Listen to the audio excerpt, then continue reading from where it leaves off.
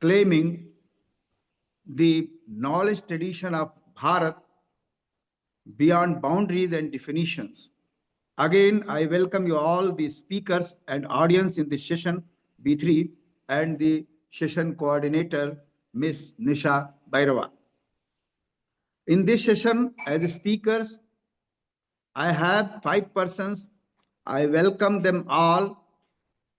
Dr.h.c, Kālantarova, Olena from Ukraine, Dr. Milan Fujda from Czech Republic, Dr. Miss Anna Annicchiarico from Italy, Miss Devaki Sapkota from Germany, and Miss Colette Esquiberas from Malta. So then, all of you, please, I'm starting this session. Now, we should start the session. Before starting, I introduce the first speaker, Mr. Dr.h.c. Kalantarova Olena. Mr. Olena is from Ukraine, and he is a philosopher and Orientalist with a specific interest in metaphysics, parabhautiki, tattva-mīmānsa, and the philosophy of language and the philosophy of time, mainly in Buddhist studies. His PhD from National Academy of Science, Ukraine, and he is founder of and moderator-in-chief of the online project Wood Lab. So, and his title of the presentation of the paper is Kālacakra as a key to dialogue between Buddhism and Western science. Buddhism और पश्चिमी विज्ञान के मध्य संवाद का सूत्र कालचक्र. Now I request Dr. Kalantarova Olena, please present your paper and your lecture. Welcome. Thank you very much. Would you allow me to share, Nisha, please? And before this, I would love to thank you for the opportunity to contribute to the common cause of studying and preserving the ancient wisdom of Bharata. Namaskar. And just a moment, my presentation.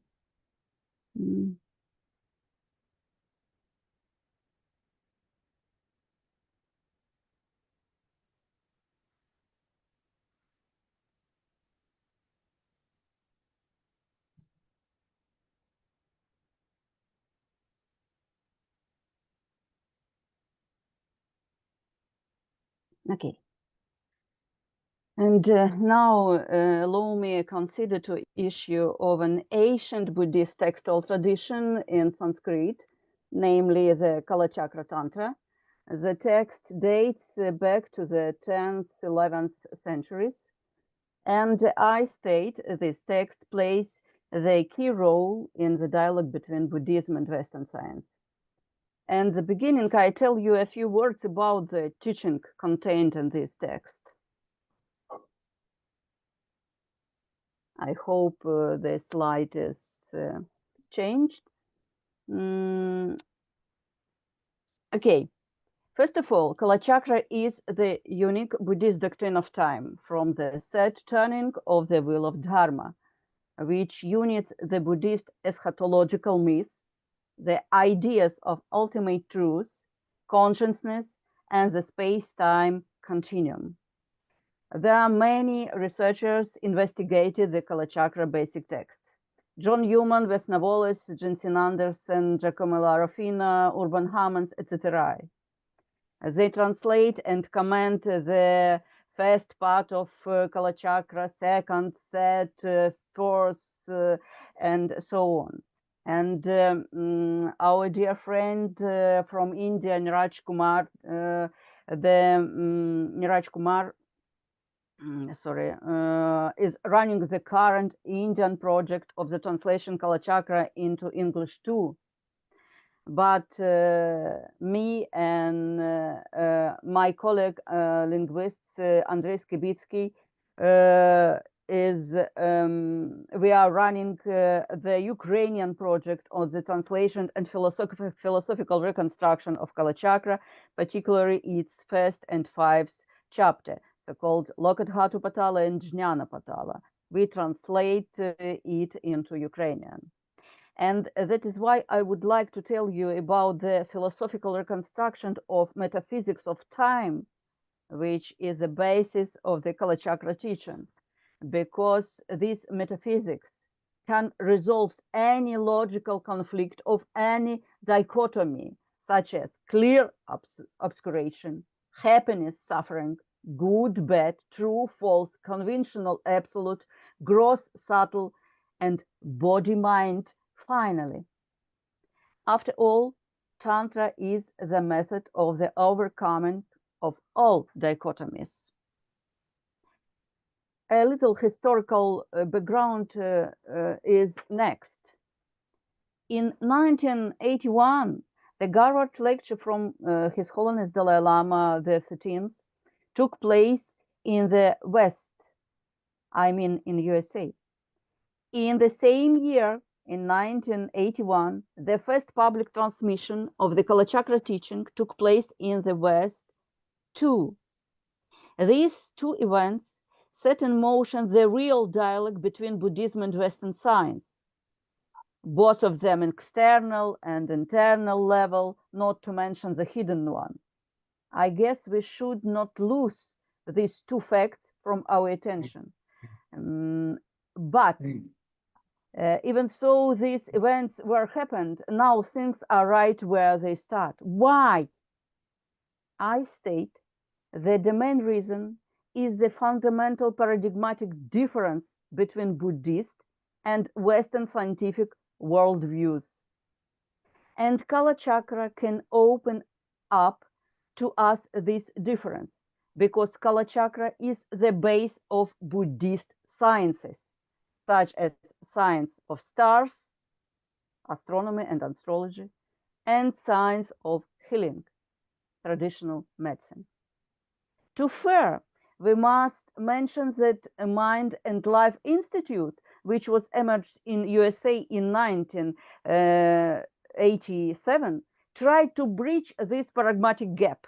Francesca Varela, neurobiologist, one of the founders of the institute, developed the ideas of neurophenomenology to elaborate first-person methods into scientific experiment.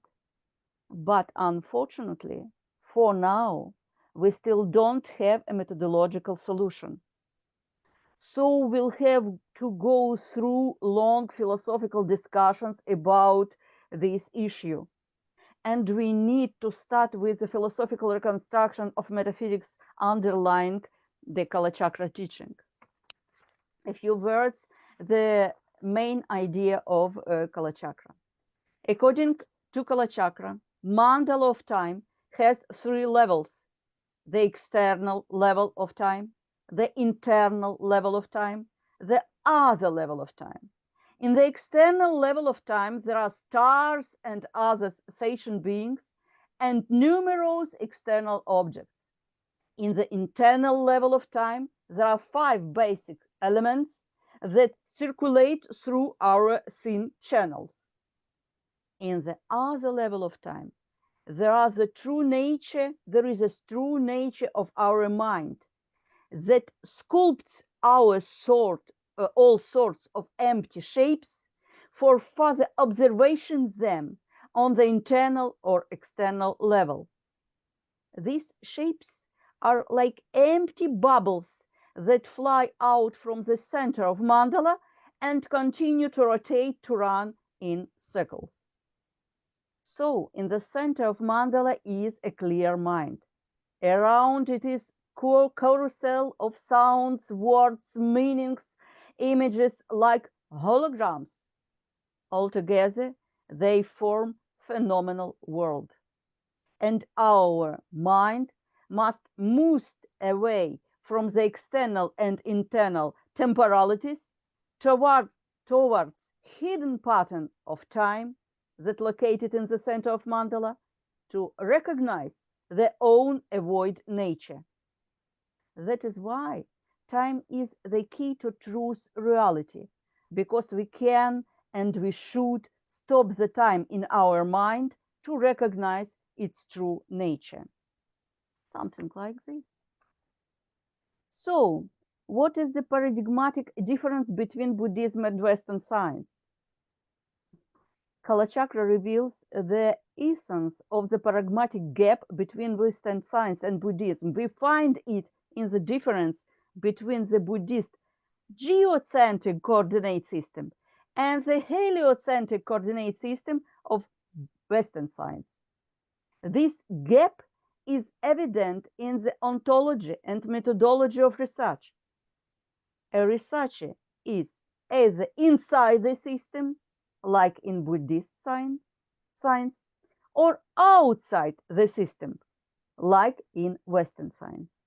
According to Kālacakra, time has two aspects. At first glance, time is full of external and internal phenomena, but upon deepened study, time is an oscillation of field structures in terms of modern physics. Kālacakra gives us the kind of illustration of corpuscular wave nature or appearance, not only the light, for all phenomena, both objective and subjective ones. But Kālacakra also tells us about possibility to recognize this essentially empty of field structures in meditative states and the integrity of this field itself. But it is possible when the reacher is inside system. We need to recognize emptiness, because after the recognition, we can get opportunity to enter a state of pre-contemplation, when neither waves nor corpusculars have yet reached their activities. This is a pure Buddhist quantum theory of time, I guess. The theory of time that gives us the key to both the embodied dreams and the liberation for dreaming. We read something similar about time in many Indian texts. For example, Kala Sukta from Atharva Veda, Vakyapadya written by Bhartihari, and in the text of Kashmir Shaivism, for example, Paratrishika Vivarana written by Abhinavagupta. That is why we won't focus on the terms for now. Let's just attention to the specific concept of time in Kālacakra.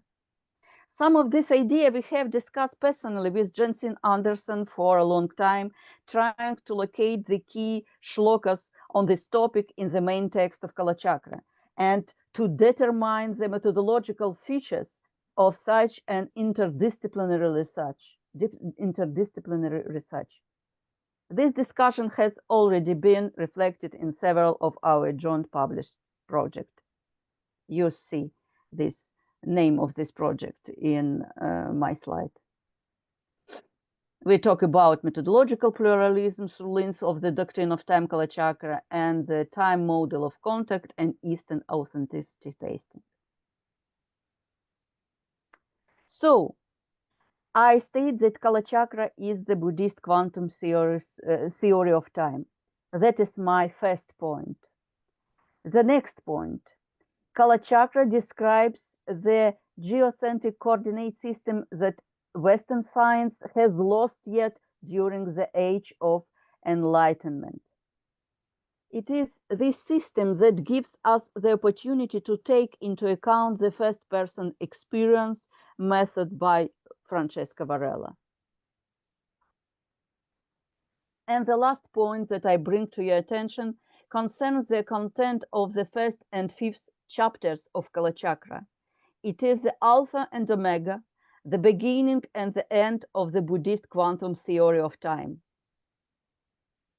Everything begins with an eschatological battle with ignorance and ends with a profound comprehension of the nature of reality. The path goes through the recognition of sound and the comprehension of words as performative acts. That is why the Sanskrit letters are located on the outer border of Kālacakra mandala. They seem to run in a circle, and their flow is connected with the natural rotation of the wheel of samsara. We must learn to recognize phenomena through words, their meanings, their designing and using. But linguistic difficulties can arise not only on the basis of linguistic differences. First of all, Kālacakra warns us about the misunderstanding of nature of time and incorrect calculation of time as the main sign of mlechha dharma. Mlechha dharma means the law of ignorance. The ignorance of time provokes the division of a single sound, like Om, for example. This sound comes from the center of mandala. Division of a single sound into sound intervals that run around in circles. But everything is fixable because the practice of Kālacakra, which actually refer to purification of mind by mantra, so-called 10 main seed syllables, opens up to us the possibility of an actual deconstruction of long-standing obscuration and reaching the single meaning of endless speech acts. Kālacakra called this speech like a karthananta bhasha. Okay.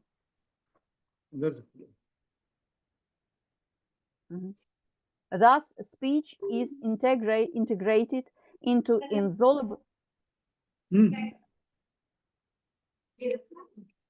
This speech is integrated, into insoluble dichotomy of body and mind, transforming into body, speech, mind, and becomes a bridge in solving the hard problem of consciousness. However, the hidden key to this speech is time. And the last slide.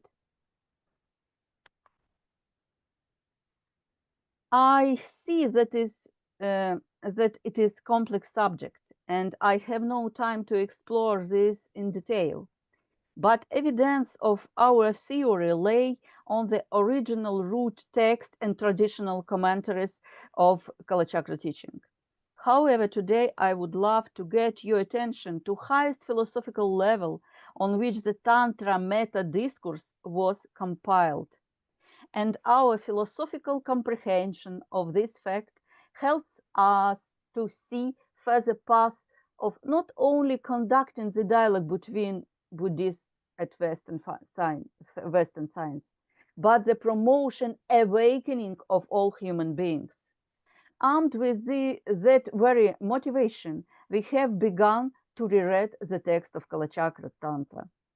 And our conclusions are: the first one, the Buddhist doctrine of time, Kālacakra, reveals the paradigmatic difference between Buddhism and Western science, while opening the door for dialogue between Buddhist and Western philosophies, not sciences.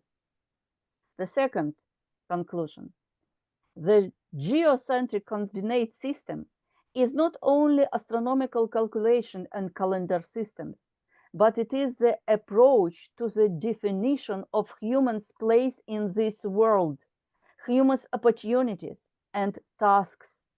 A researcher, like any human, is always in the center of this system, and we must admit it. And the last conclusion, time, with its complex structure, still remains the greatest and the most important mystery of human knowledge for both Western and Eastern thinkers, because it is time that brings us to light or plunges us into darkness. Here I stop my presentation. Thank you very much for the attention.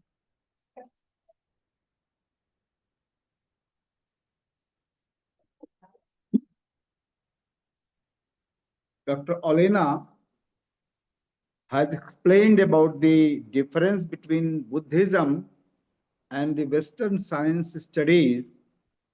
People often overlook the main element, that is cardinal paradigmatic difference between the Western science worldview, बौद्धवादी दर्शन, या हम कह सकते हैं कि समग्र भारतीय दर्शन में कालचक्र की परिकल्पना जो है वह एक वृत्त के रूप में है, जबकि पश्चिमी दृष्टि में समय हम एक रेखीय तरीके से देखते हैं, वहां एक रेखीय तरीके से चलता है.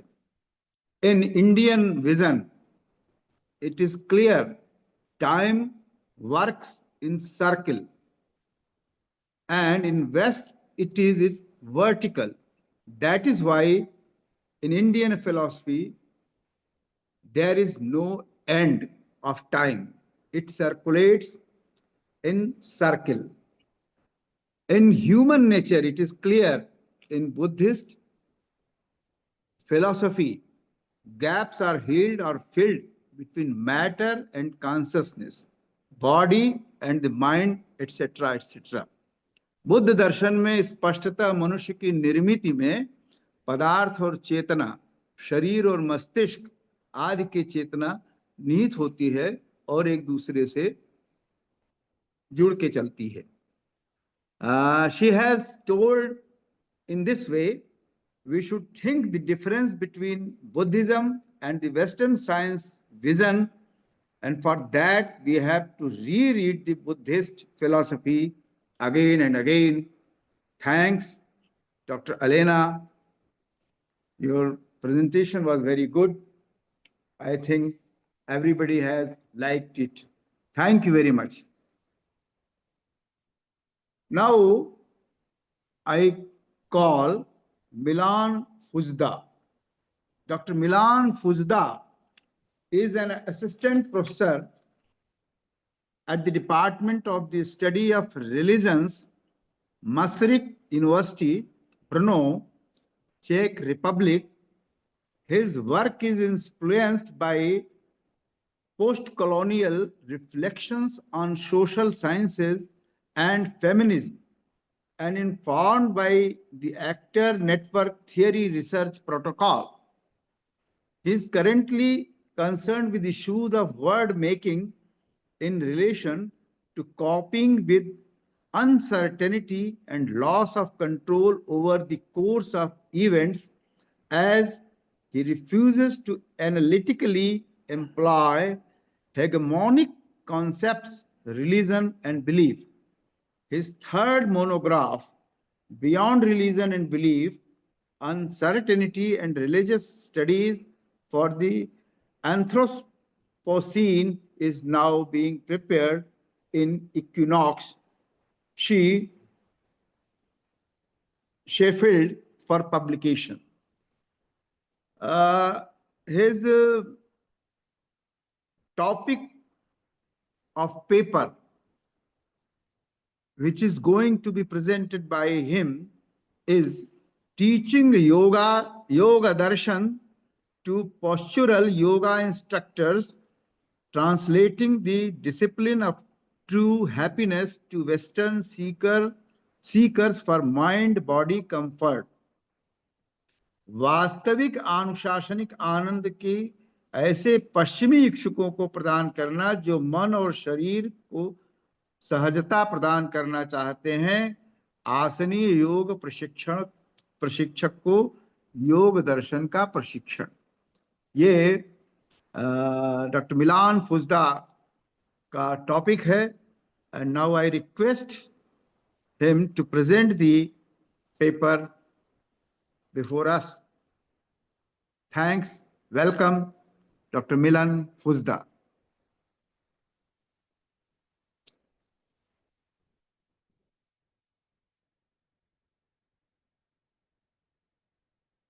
Dr. Milan Fujda is listening me. Dr. Milan Fujda.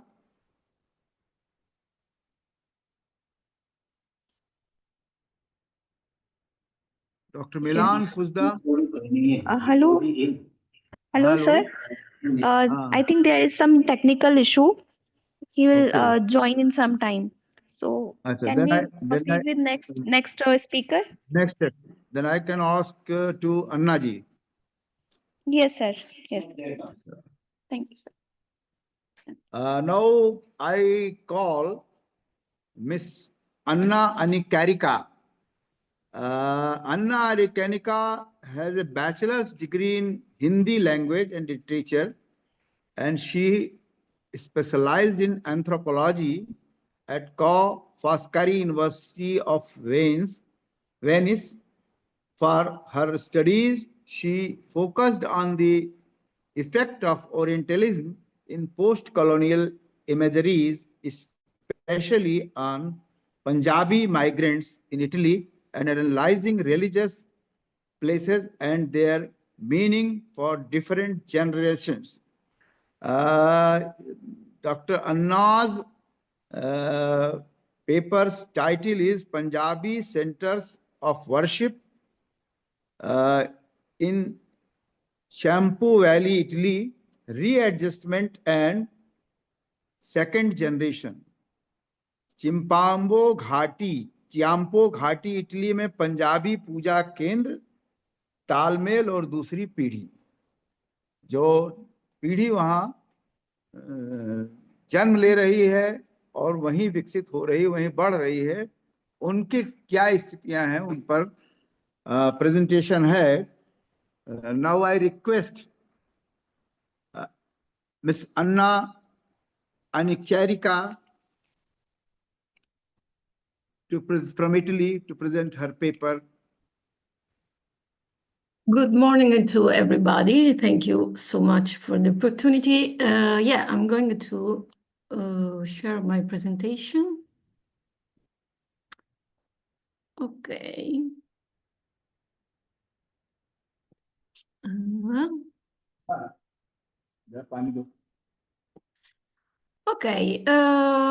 Okay, I'm going to present my master thesis in anthropology, in particular my ethnography that I carried out from February to July 2017. I visited the 6th center of worship in Chiampo Valley, that is in the northeast of Italy. I chose the center of worship because of the relevance of the importance of these centers as ritual places, but also for the importance as the centers of aggregation and support. I analyzed especially the second generation's point of view. For second generations, I mean people that are born in India and moved to Italy in the first years of their life, or also people that are born and grew up in Italy. Especially, I focused on the tactics and the strategies that this second generation used to conciliate to different cultural worlds where they are embedded. Punjabi people in Italy, they gather especially in the north and the central, in particular in Lombardia, Emilia-Romagna, Veneto, and in the central in Tuscany and Lazio. I worked here in this region, Veneto region, and I worked in this province, Vicenza province, and on the borders of Verona.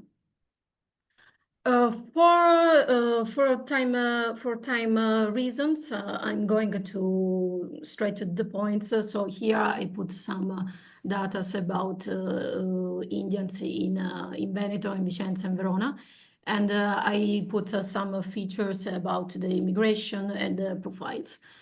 By the way, in this map, I highlighted the area where I worked.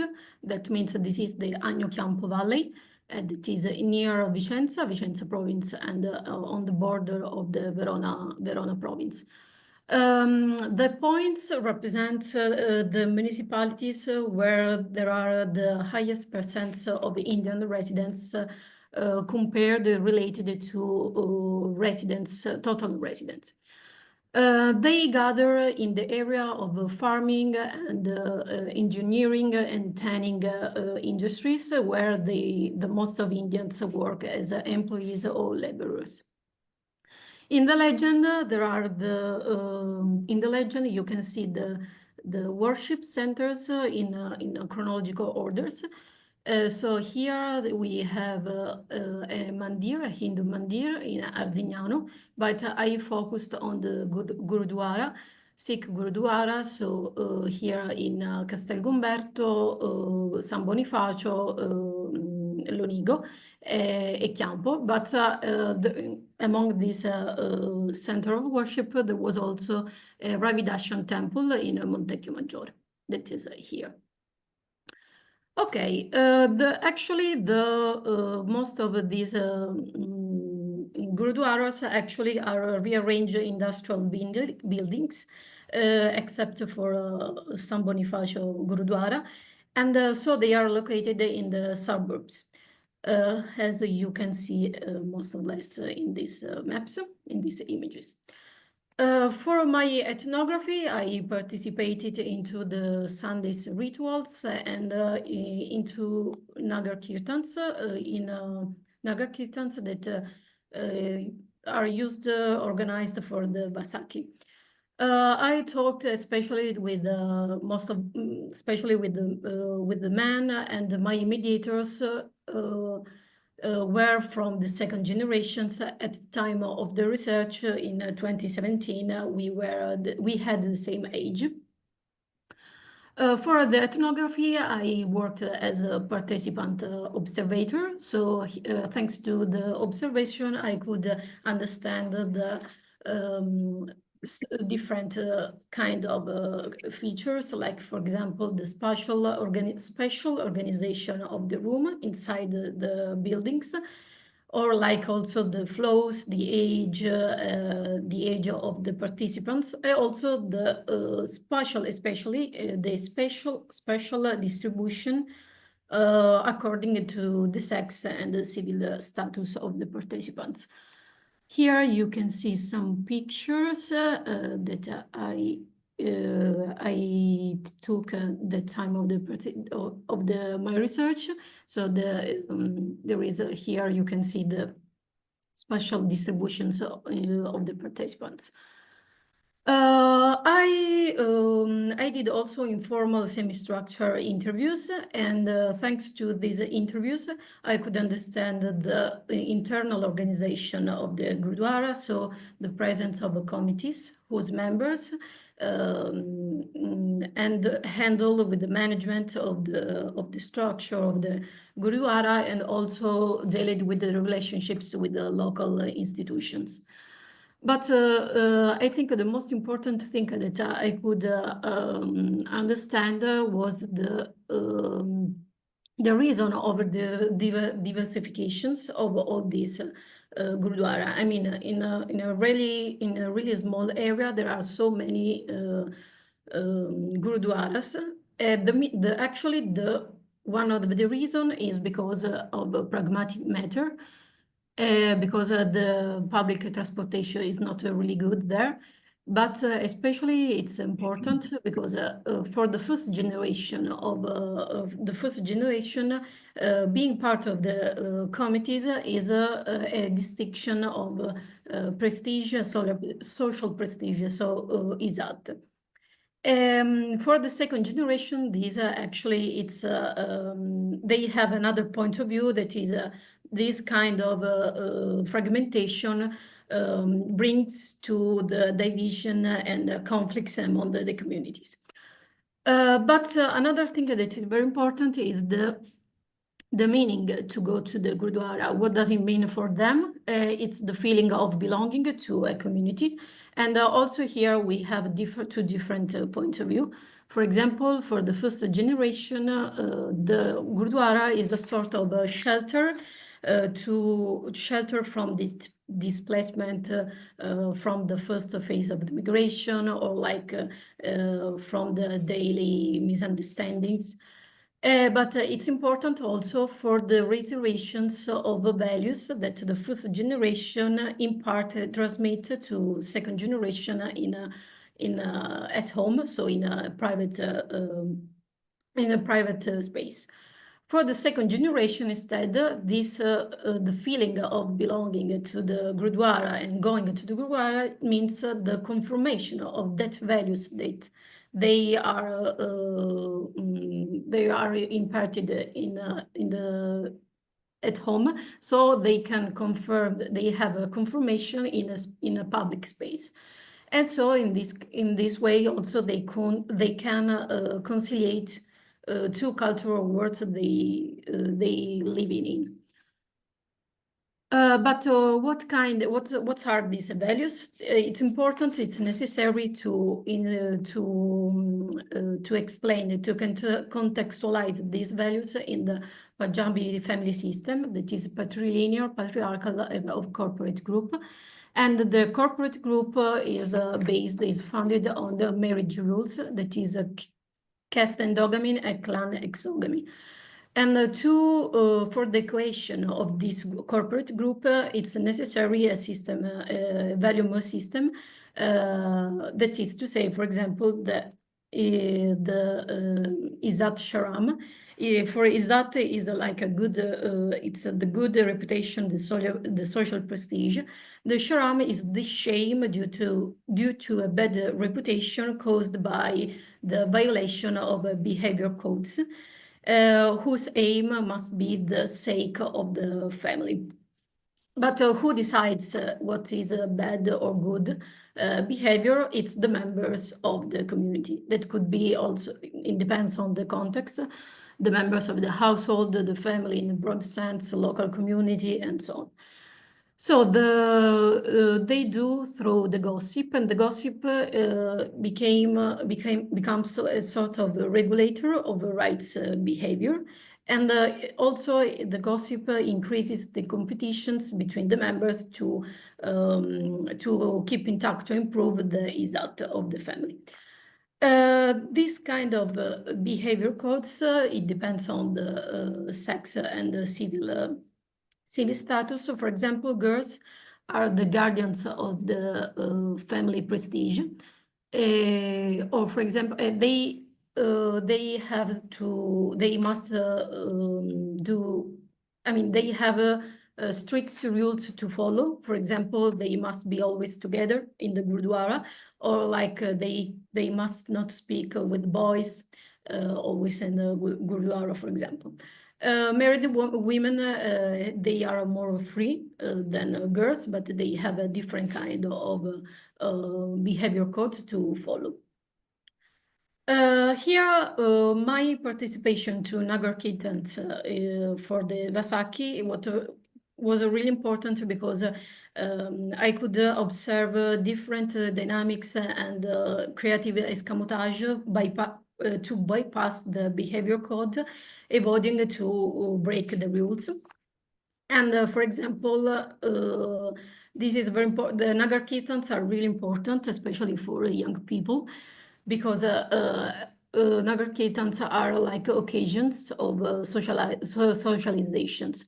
So this escamotage could be like, for example, boys that write down the numbers on the sheet on the piece of paper and drop it on the floor, and the girls decided to accept or not the exchange of contacts. And here there is just the incipit, because the actual socialization occurs on the social media, so away from the public eyes. So here there are some pictures of the Nagar Kirtans. The core of my research was actually it's here in the strategies. I mean, knowing and the knowledge and the awareness of the rules allow to bypass the rules, but also to criticize them in favor of compromises and negotiation. And one rule that was the most coding question by my interlocutors was the arrangement of the marriage by the parents. That it's like the possibility to marry a stranger. The marriage, actually, it's important it's necessary for the equation of the corporate group and to lower the risk of divorce and the split also of the corporate group. So during my research, I could collect some cases of unions that have found some oppositions from the family. For example, I will start with this case, the case of L and B, that was a union of caste and religious exogamy. L was, at the time of the research, was a 28 years old Ravidashan charmer boy from Vicenza. And B was a peer from Emilia Romagna, and she is a Sikh in Saini.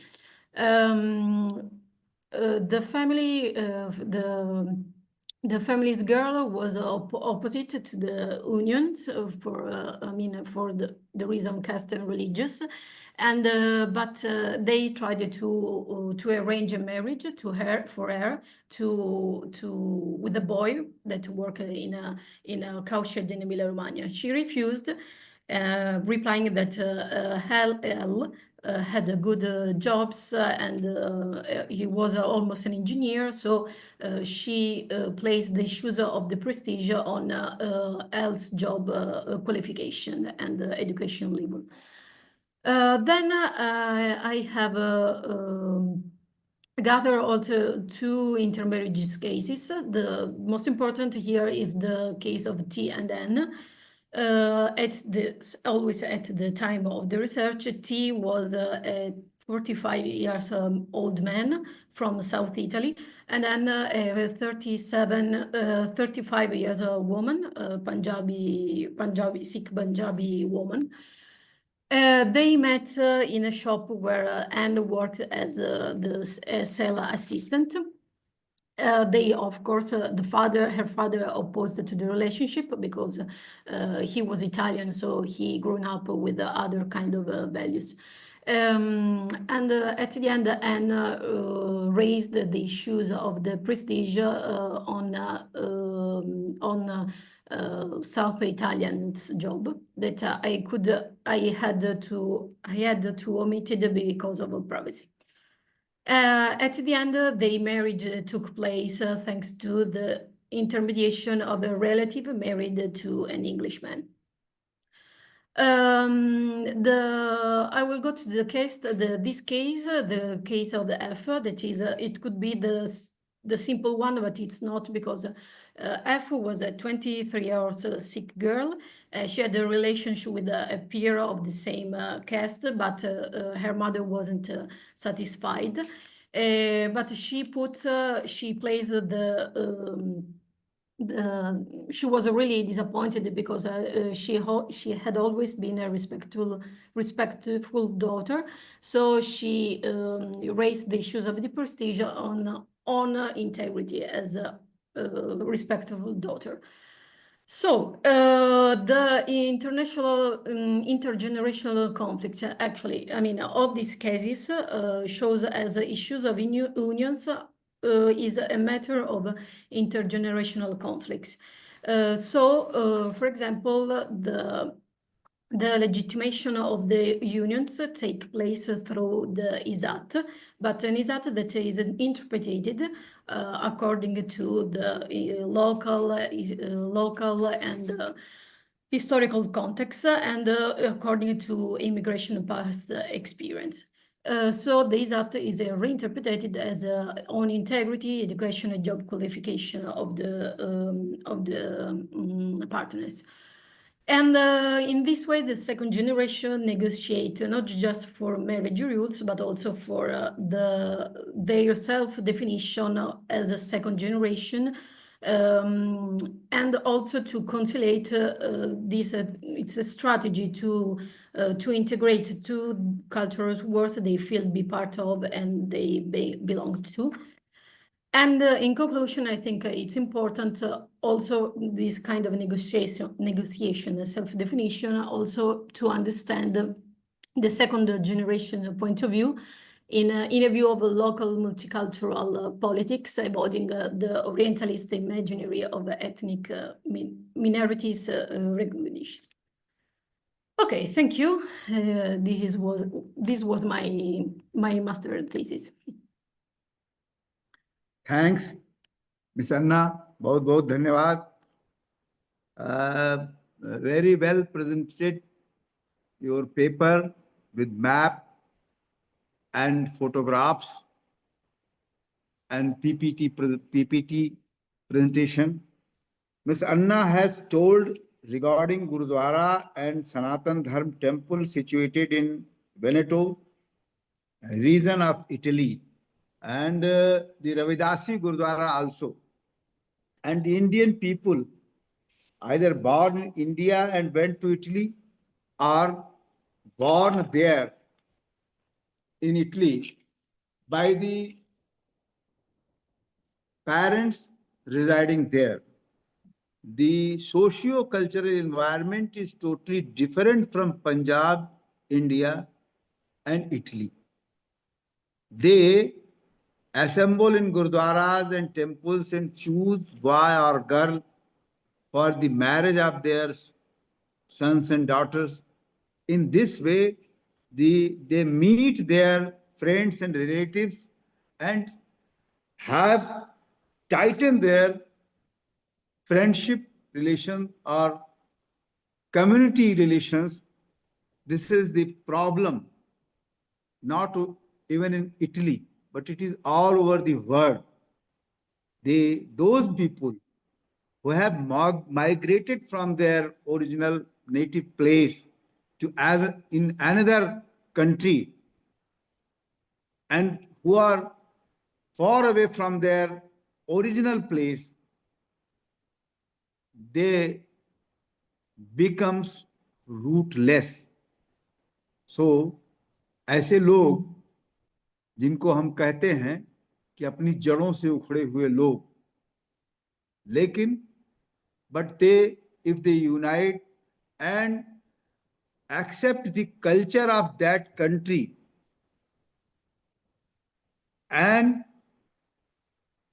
protecting their own culture, it is difficult, but people can do this if they need, if they want. Very well presentation, very good presentation of Miss Anna. Thanks again. बहुत बहुत धन्यवाद. बहुत अच्छी प्रस्तुति आपकी रही. नमस्ते. Now whether I can request Dr. Milan Fujda or I should go to next. Nisha? Milan Fujda is there or not? Nisha? निशा आप सुन रही हैं हमको? Then I proceed further. Miss Devaki Sapkota. Miss Devaki Sapkota is from Germany. And Devaki Sapkota is a PhD student in South Asian Studies, Classical Indology at Heidelberg University, affiliated with the Heidelberg Center for Transcultural Studies under the supervision of Professor Dr. Axel Michaels. Her research explores the evolving religious landscape of Muktinath, Nepal. Her work engages with Puranic studies, Vaishnava hagiography, philology, and manuscriptology, examining South Asian textual traditions in transcultural context. She has also earned MA in South Asian Studies from the University of Hamburg in 2019 with honors for her critical edition and translation of Divya Surikaritan, and holds a BA in Classic Indology from Nepal Sanskrit University, specializing in Puranic literature and Mahabharata. She has worked much about the Vaishnav hagiography. Now I request Devaki Sapkota to present her paper before us. Thank you. I would like to share my PPT, but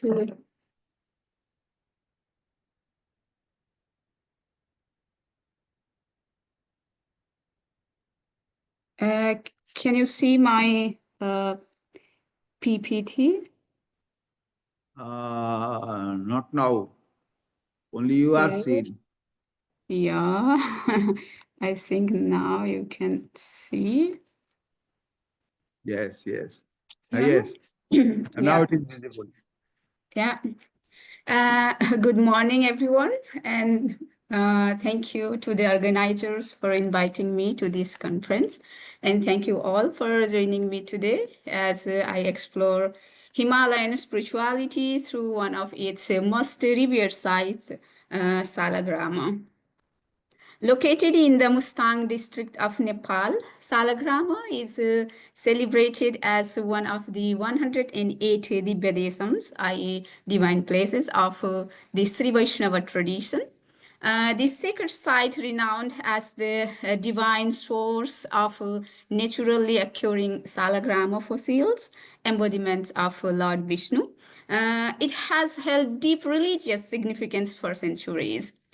Its ancient root is attested in the Mahabharata's Vanaparvan, which recognizes Salagrama as a major pilgrimage destination long before its formal acknowledgement in later sources. In the centuries that followed, Salagrama's prominence was further solidified. The Tamil Vaishnava saints, known as the Alvars, 7th to 9th centuries, mentioned Salagrama in their devotional compositions, while the early Saiva texts, such as the Niswasa Mukha, also recognized its sanctity. Today, I will explore not only the historical layers that make Salagrama a nexus of devotion and myth, but also how its recognition as a Divyadesam signifies the expansion of the Tamil-based bhakti movement into the broader Himalayan cultural landscape. Join me as we delve into how this ancient pilgrimage site continues to shape and reflect the enduring sacred geography of Śrīvaiṣṇavism. Now I turn to the Mahabharata. This is a passage from the Vanaparvan of the Mahabharata, set in the context of the Pandavas' pilgrimage. The verses go like this.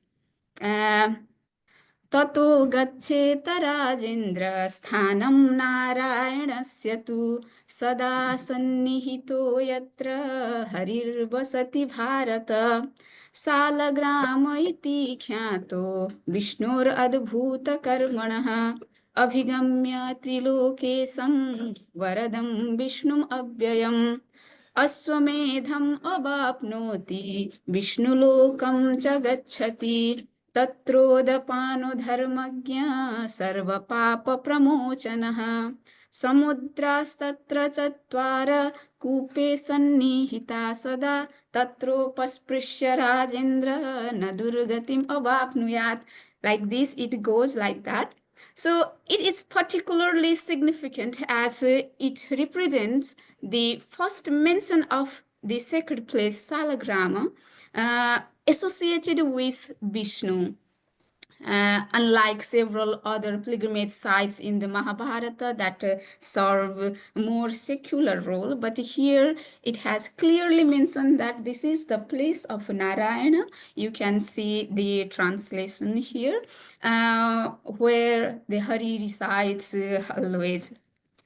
So furthermore, the passage clarifies that Salagrama is not merely a physical object, but a toponym denoting a sacred local. What I mean, the physical object is if we hear the word Salagrama these days, this object you can see in your screen, this fossil, the sacred stone, comes to our mind, but from the Mahabharata's reference here, the Salagrama means the sacred local, the place.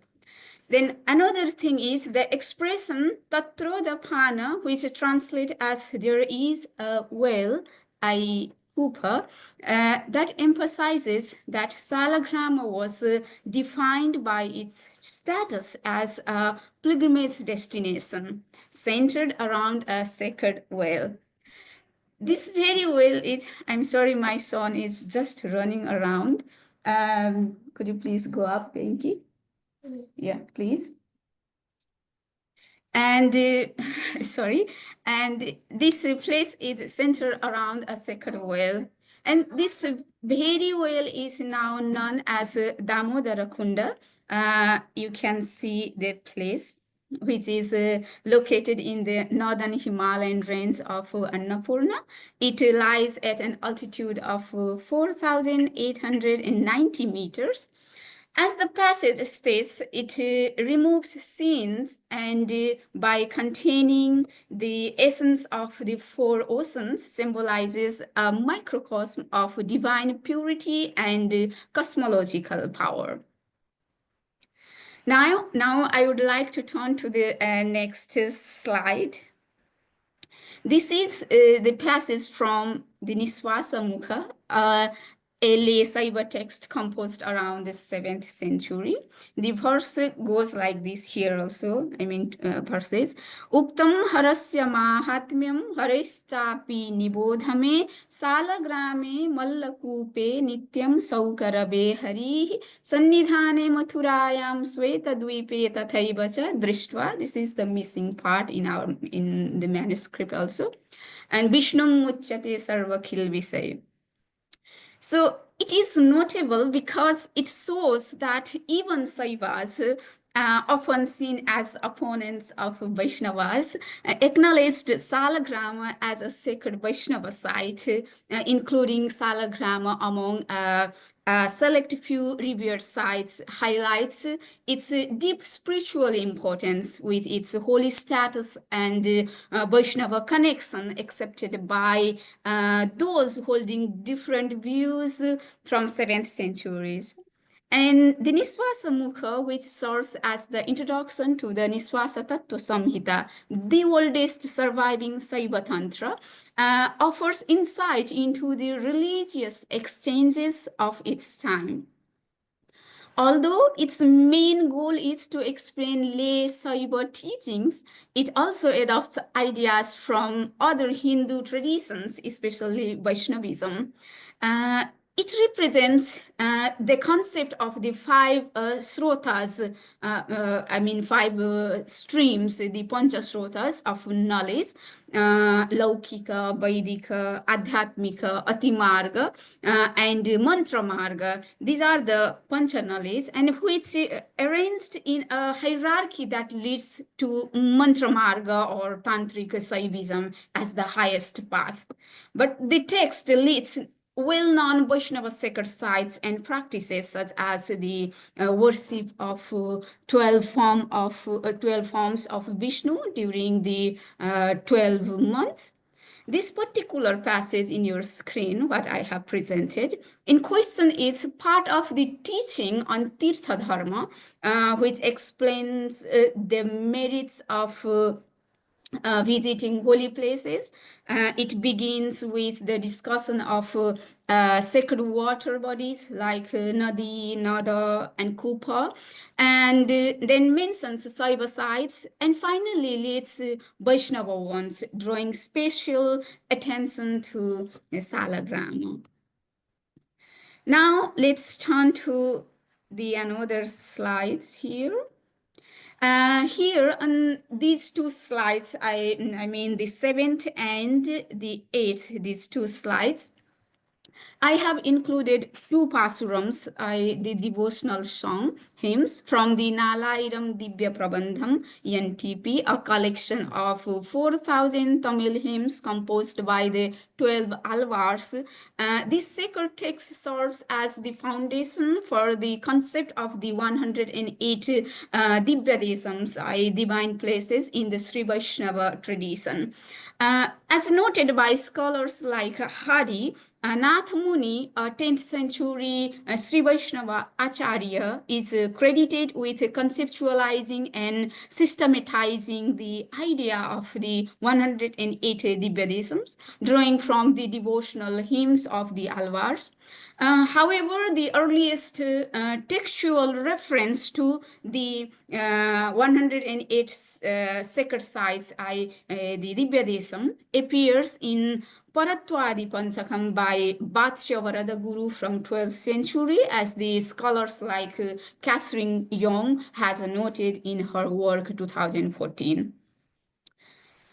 The two pasurams presented here, composed by Peri Alvar, and another is by Tirumangai Alvar, make direct references to Salagrama, demonstrating that by the 8th century, this sacred site was already well known in Tamil Nadu. These songs not only highlight Salagrama's significance with Tamil Vaishnava Bhakti tradition, but also suggest that the movement's expanding influence toward the Himalayan region. A key question that arises is how the Alvars became aware of this sacred region, Salagrama. The traditional Vaishnava followers believe that the Alvars themselves visited the site and performed Mangalasasana, the sacred praise through their hymns, through their devotional songs. If this is the case, an important inquiry is which geographical route might they have taken to reach there from Southland to the far north Trans-Himalayan region. And another fascinating thing is that they have not included the 4th century's Changu Narayana temple from Kathmandu Valley into their Divyadesam list. But they have included this Salagrama place in their list, but not the 4th century's. The oldest Vaishnava temple from Nepal is not included. So this gap in the textual and historical record needs further scholarly investigation.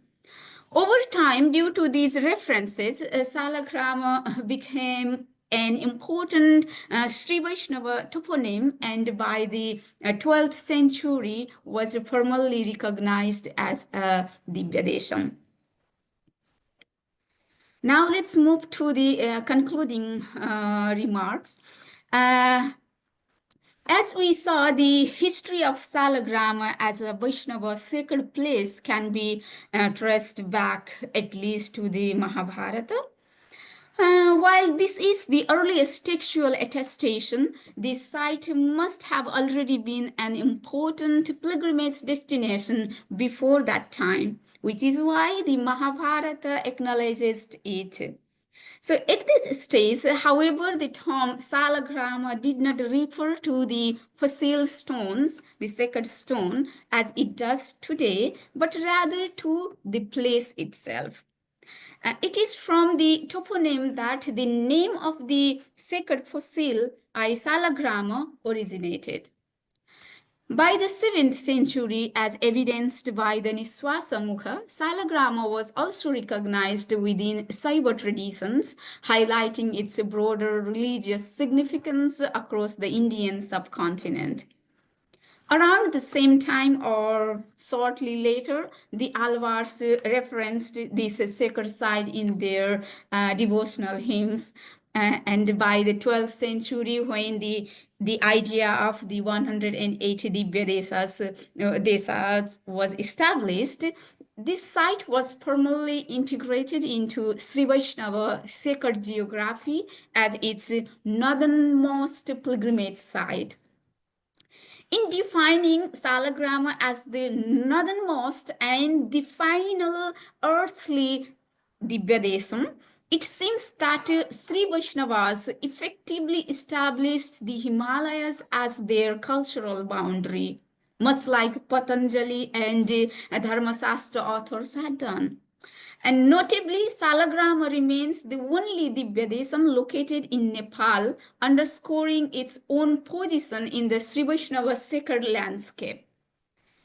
And another interesting fact is that Salagrama is counted as the 106th Divyadesam, while the 107th is Kshirasagara and the 108th is Vaikuntha. These last two Divyadesams belong to the celestial realm.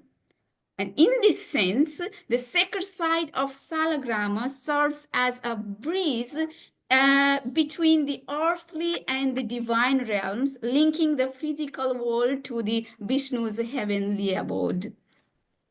So finally, this also reflects the historical movements of the Śrīvaiṣṇava tradition from the south to the Himalayan region, integrating this ancient pilgrimage site into its spiritual map. And the inclusion of Salagrama as one of the Divyadesams signifies the expansion of the Tamil-based Dravidian Bhakti movement into the non-Dravidian Himalayan cultural sphere. Thank you very much. This is my presentation. Thanks, Ms. Devaki. Very good presentation and elaboration of the Divyadesam, 108 Divyadesam is there, but only 106 is visible. 105 is in India, and 1 is in Nepal. So you told very well. This is symbol of Hindu tradition and belief of Vaishnava Bhakti, situated in the heart of the Himalaya, Muktinath. Muktinath is the place, certifies the Himalayan religious culture and Vaishnava devotional practices among the Bhakts.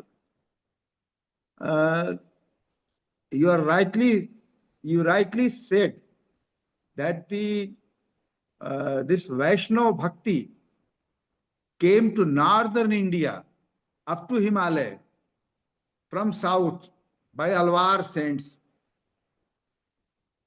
You also told us about the contribution of Alvar saints in spreading the Vaishnava Bhakti movement in Indian territory, Bharati Upmahadip, Indian subcontinent. You have used the word. You have also shown the text extracts from several Vaishnava Granthas of Vaishnava religion, Vaishnava Bhakti. Very well presentation. I thank you again and again. Thank you, sir. Thank you. We have obliged by this presentation. Thanks. Thank you. Honored. Now I am going to call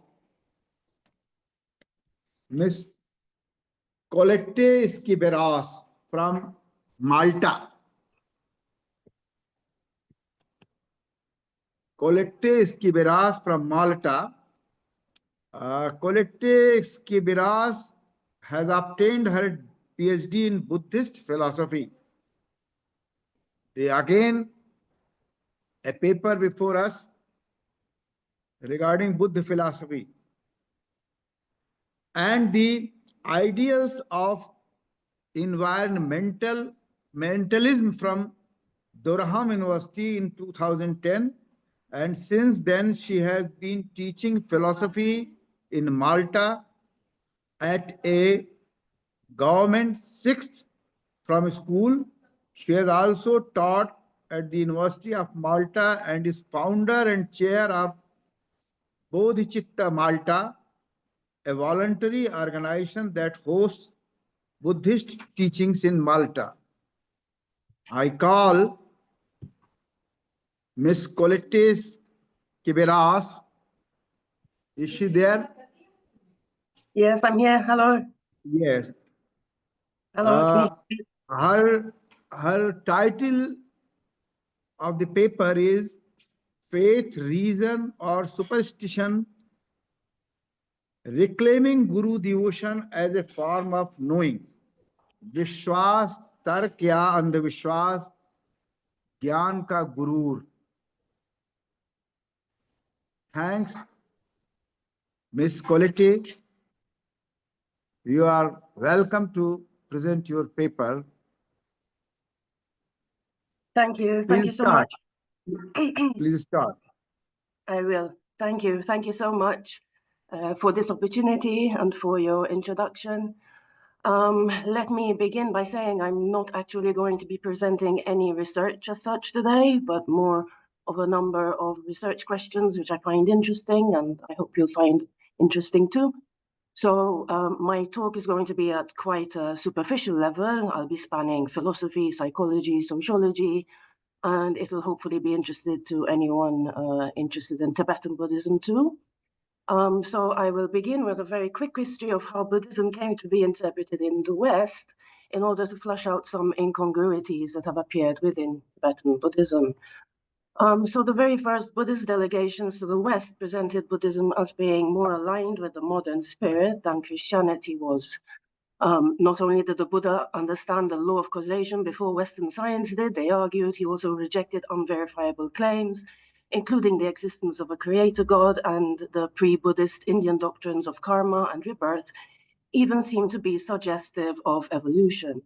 Most importantly, Buddhism, it was claimed, perhaps for the first time during the World Parliament of Religions in 1893. Most importantly, Buddhism does not require blind faith or commitment to dogma, but rather encourages the free pursuit of truth. And so the collaborations of people like Anagarika Dharmapala with the Mahabodhi societies and the Theosophical societies, they all contributed to creating Buddhism as a world religion, interpreted as rational, evidence-based, and compatible with modern science. And so eventually it would be claimed even that the Buddha's achievement can be compared to that of Copernicus, Galileo, Newton, or Harvey. But to maintain this thesis, however, Buddhism has been reinterpreted and redefined in a way that, for example, Dharmapala might have difficulty understanding. So, for example, in 2017, Robert Wright, in Why Buddhism is True, he wrote that many Buddhist ideas draw substantial corroboration from modern science, including modern neuroscience, psychology, and evolutionary psychology. He qualifies all of this, however, by immediately bracketing away those parts of Buddhism which he regards as supernatural or exotically metaphysical. And he restricts his discussion of Buddhism to those naturalistic aspects which fall squarely within modern psychology and philosophy. And in his understanding, this is the part that Western Buddhism is mostly concerned with. And that is, Western Buddhism, it turns out, according to this author, is just the theory of evolution by natural selection and does not include belief in rebirth. However, modern Buddhism includes much more than Western Buddhism. And it's been characterized by Martin Baumann as a common designation of all forms of Buddhism that have developed under the impact of changes which take place in the modern world. And most important among these for Asian Buddhists were colonization by Westerners, and for Western interpreters of and converts to Buddhism, the Victorian crisis of faith may have contributed towards the openness to Asian religions and the tendency towards apologetics. So Martin Baumann describes modern or revival Buddhism as a response to colonialism and missionary Christianity. And it could be argued that the colonialist love of rationalism was turned into a weapon for Buddhists to wield against them. In fact, for example, in 2017, Khenpo Sargye and Dansmaya Yu, reflecting upon the growing numbers of Chinese converts to Tibetan Buddhism, they pointed out that science is very much utilized as an instrument of Buddhist conversion. Ultimately, science is redefined by these authors as a neutral, open social space for knowledge making, one where Buddhism becomes a science of its own. Now, talk of making Buddhism a science of its own will probably, upset some listeners who, while we might agree that traditional knowledge systems deserve respect and recognition, might not want to go so far as equating them with science. And this is also perhaps due to the fact that there are many elements in Buddhism that seem unscientific and that may be termed magical or miraculous, certainly pre-modern and non-rational elements of Buddhism. And so, although some modern interpreters of Buddhism see these magical elements as later corruptions of the Buddhist teachings, today it's been established that these magical and non-natural elements have existed from the very start of Buddhism. So, for example, authors like Brian Cuevas and Samban Shaikh, they've shown that elements of magic and the seemingly supernatural exist in all the canonical texts of all living Buddhist traditions today, and in the earliest textual records too. And this raises doubts about the assertion that Buddhism is, or ever has been, entirely rational and scientific. If such a naturalist Buddhism exists, that is naturalistic in the sense that is described by Wright, which accepts only the laws of nature known to modern science, this is a very recent development. So the most famous magician in the Pali canon was Moggallana, who was chief among the Buddha's disciples for supernormal powers. And as we discover in the Samanyapala Sutta, the fruits of the contemplative life, we find supernormal powers that one might expect after engaging seriously in meditation. They include extended knowledge and vision, astral projection, psychic powers such as telekinesis, clairaudience and clairvoyance, mind reading, and knowledge of past and future lives. Now, according to the German scholar of Pali and Buddhism, Helmut Hecker, writing in 1979, these rewards of meditation, which we read about in such sutras, are not really magical at all. As he explains to the modern reader, the world of so-called matter, as perceived through our five senses, which today's physicists conceive as a manifestation of energy, is only a small section of that much wider reality which consists of other vibrational forms of energy. The universe, as experienced by the wise, that is, by advanced meditators, is much larger, and the laws and force in it have also an impact upon our own world. It is that impact of different laws which is called a miracle. But whenever a higher or wider world manifests itself, the true miracle is that people can be so imprisoned within their narrow outlook that they just ignore all that is beyond their limited faculties, in spite of the fact that the effects of those other forces and laws are undeniably present. That is to say, the magic and miracles of advanced Buddhist practitioners, attested to in some of the earliest known texts, are in reality perfectly natural. What requires explanation is that ordinary people are unable to see them, why they ignore what is beyond their faculties, that is, why they are so ignorant. Now, Tibetan Buddhism is also replete with hagiographies of miracle-working saints, and at least within the Nyingma and Kagyu traditions, the theme that spans across all of them is guru devotion. All over the Himalayas, there are sacred caves where Guru Padmasambhava, the Buddha of Tibet, is said to have subdued demons, leaving footprints and other evidence in the rocks. Devotees still visit these places, prostrating, circumambulating, and making offerings. In the 2002 documentary Yogis of Tibet, Drubwang Khonchok Norbu Rinpoche relates an episode where his own foot started to sink into the rock as a result of his strong faith and devotion. Now, of course, all of this can and has been dismissed as, tall tales and superstitious practices of a credulous and unsophisticated people. Footprints in rocks can be explained as fossils, of course. So, but whatever one believes, that is, about the veracity of historical and contemporary claims about magic and miracles, it is clear that in some Tibetan Buddhist traditions, magic and miracles are very much associated with faith and devotion in the guru, whether in one's own living guru or in the past gurus of one's tradition. In her interviews with 3 Tibetan lamas and scholars from the Drikunkaju lineage, Annabella Pitkin reveals a similar naturalistic understanding of magical powers, which refers to as yogic powers. Pitkin reports that according to Tibetan lamas and scholars she interviewed, the yogi or the lama, that is, the highly developed meditator, the guru who displays such miracles, is never distracted from the true nature of mind, and thus abides in this miraculous reality at all times. If a student or a devotee has enough faith and devotion, and if the time is right so that some kind of teaching can emerge from it, a miracle is displayed. It's not that the Lama intends to show a miracle. It happens as a natural consequence of the right causes and conditions being in place. And so it appears that in Tibetan Buddhism too, magic and miracle making is understood as naturalistic.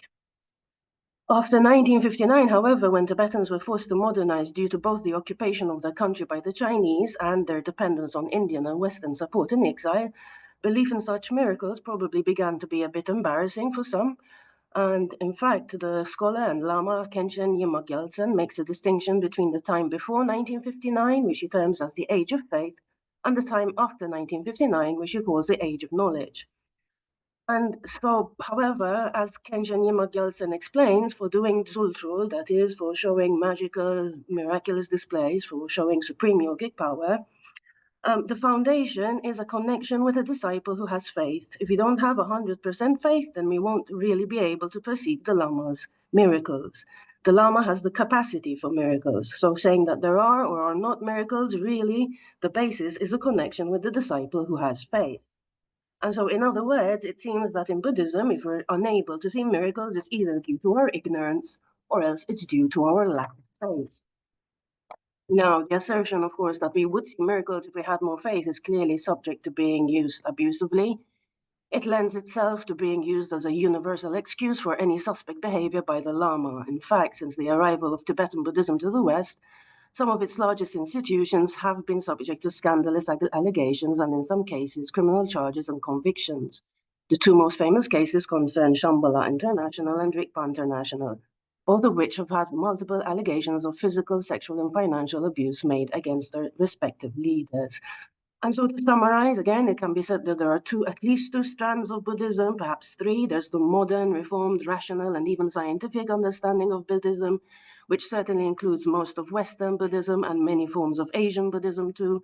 On the other hand, there are still remnants, some elements of pre-modern Buddhism intertwined with modern global institutions. How much of this involves genuine faith and belief, and rather than ritualized social convention, is debatable and beyond the scope of this talk. What's certain is that in this age of connectivity, if one hears about misbehavior by lamas, one should also hear about their magic and miracles, if these exist. Now, finally, some scholars have identified a third, post-secular and global Buddhism, which rejects the straitjacket of science, rationality, and Western modernity, and instead promotes diversity and localization, while emphasizing the Buddha's original experience. It's in this direction I will suggest that Tibetan Buddhism's best hopes for the future lie. Many practices and events that today might cause scandal and be termed abuse are not new to Tibetan Buddhism at all. Tibetan Buddhism is replete with examples where a Lama acts seemingly abusively towards his students. The best known examples are those of Milarepa, whose teachers, Marpa, made him build towers and houses single-handedly and then take them down again multiple times before giving him any teachings. Again, famously, Naropa recognized the true nature of mind when his teacher Tilopa slapped him so hard he fainted. The idea is, presumably, that such treatment purifies the student's negative karma. And second, that with enough faith and devotion, the student will break out of dualistic perception and recognize the true nature of mind. So to turn to the Nyingma tradition of Dzogchen, Tukutomto relates the story of Patrul Rinpoche, whose teacher Dorjense was wandering while performing exoteric practices, turned up at his house, grabbed him by the hair, threw him on the ground, and dragged him around. Patrul thought that his teacher was drunk, and Dorjense understood this through clairvoyance. He responded by spitting in Patrul's face and calling him old dog. Alas, that you intellectual people should have such evil thoughts, he claimed. A little while later, Patrul Rinpoche had a clear experience of Rigpa, and that is the true nature of mind. So very often, such abusive treatment of the student is explained as the purification of the student's karma. For example, Jimre Lingpa even saw his own sicknesses as the teacher's blessings, as the broom sweeping away his evil karma. Now, to the modern mind, all of this sounds like a trap. Devotees and students are encouraged to give up their rights to some enlightened teacher in the hope that enlightenment will somehow trickle down to them. Modern people expect enlightened beings to act in a particular way, gentle, kind, peaceful, and so on. The idea of a Buddhist teacher beating his students appears completely un-Buddhist. And Tibetans seem to be slowly accepting this way of saying things. So eventually, after much pressure from victims and their support groups, the Dalai Lama spoke out about Sogyal Rinpoche, and many people took this as a condemnation of Sogyal Rinpoche and as support for the victims, recognition of their suffering. It's very different from his statement in 1989, where he claimed that it's not the Tibetan way to confront errant behavior on the part of lamas. Now, of course, for the student of such a teacher, the situation is much more important, much more complicated, because having received Vajrayana empowerment, the student is supposed to commit to a certain way of seeing the teacher. The teacher is meant to be seen as a Buddha at all times. And in fact, we see that some students of these publicly disgraced Lama do manage to continue following them and do seem to have faith in their enlightened qualities. So this is one of the first questions that I think should, be studied further, is how does it happen that Vajrayana practitioners are able to disregard received opinion about their teachers and continue to have faith despite the revelations of abuse and scandal? Granted that this happens in other religious churches too, are there any significant quantitative and qualitative differences between, let's say, the members of the Roman Catholic Church and of Tibetan Buddhist institution? Now, perhaps it can be said that if one experiences the nature of mind or Rigpa, one can be said to know something rather than simply to think it or believe it. Although they do not only pertain to Buddhism, according to a study of more than 500 experiential reports of experiences of pure consciousness or pure awareness, what is often referred to as minimal phenomenal experience, the first candidate for what this experience might be is an epistemic openness, defined as an openness related to knowledge, to the possibility of acquiring knowledge. According to Thomas Metzinger, the author of this study, pure consciousness is knowing only this epistemic openness itself, and calmly abiding in this knowing is a core aspect of what many contemplative traditions teach. So perhaps one way to characterize this knowledge in the Tibetan Buddhist Dzogchen tradition is to say that one knows that one's guru and ultimately oneself and all sentient beings are Buddhas. But the inadequacy of such an expression becomes clear once it is seen that knowledge of Rigpa is knowledge by acquaintance and not a propositional knowledge. The Nyingma tradition of Dzogchen traces its roots to a teacher called in Tibetan Garab Dorje. However, this person is semi-mythical. His dates are unknown, as is his Sanskrit name. Tradition holds that he was born in Udyanan, present-day Pakistan, but it's important also to note that according to the Bon tradition of Tibetan spirituality, Dzogchen did not originate from India at all, but it originated from Tibet. Anyway, and then whatever the case may be, the most famous text that we have from Garab Dorje, the 3 statements of Garab Dorje, they set out the base, the path, and the fruition of Dzogchen. The base is the direct recognition of Rigpa, the true nature of mind or pure awareness, and the Rigpa is introduced directly by the master, as we have seen, sometimes in highly controversial ways. So since there is introduction and recognition involved in Rigpa, this is why I claim that Rigpa is knowledge by acquaintance and not propositional knowledge. And in fact, we see that rather than seeking reasons and justifications, as one does for propositional knowledge, the path of Dzogchen rests on repeated decisions or acts of will to remain in this knowledge, and the fruit is some kind of confidence. And it is this, perhaps, that is lacking in other churches, subject to scandal, and among some modern Buddhists, perhaps. In any case, Rigpa is a state of non-dual awareness and minimal phenomenal experience without time, space, subjectivity and objectivity, or even the ego and other contents. And yet it contains something epistemic about it, knowledge of epistemic openness. And so this is the second interesting question that I think comes up is, how does this sort of knowledge relate to other types? And importantly, what role should this kind of knowledge play in our personal and academic, public and professional lives? And so finally, to the extent that Tibetan Buddhism becomes more and more immersed in the West, it will, I think, someday need to address the ever-growing complaints, the ever-growing number of complaints being publicly made against lamas. And so the final question is, what is the role of guru devotion in the modern world? How can Tibetan institutions best adapt?